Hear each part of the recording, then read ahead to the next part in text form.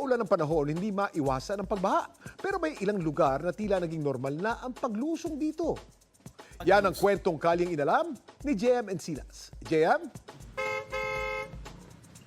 Kuya Kim, bahagyamang huminto yung pagbuhos ng ulan pero may ilang lugar pa rin dito sa San Mateo Rizal ang lubog sa baha. Ito nga raw yung isa sa pinakamatagal na baha na kanilang naranasan.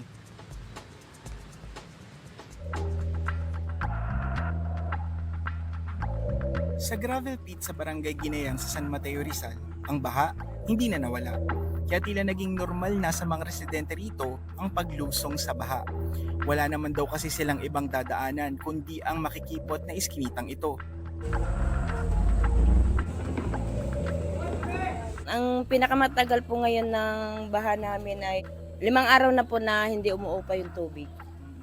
Tapos pagka malakas pang ulan, balik-balik po yung tubig hanggang baywang po namin.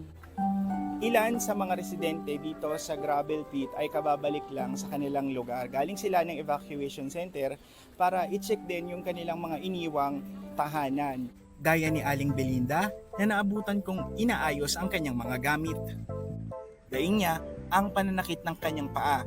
Dahil sa 5 araw na paglusong sa tubig baha, marami raw sa kanila ang nagkaalipunga. Eh, sakit nga po sir eh.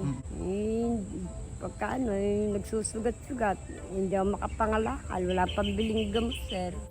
Hindi naman daw ganito katindi ang baha sa kanilang lugar noon. Ang isa sa mga nakikitang dahilan ng mga residente ay ang pagdami umano ng basura sa ilog. Nakikiusap naman ng mga apektadong residente na sana raw ay maabutan sila ng relief goods.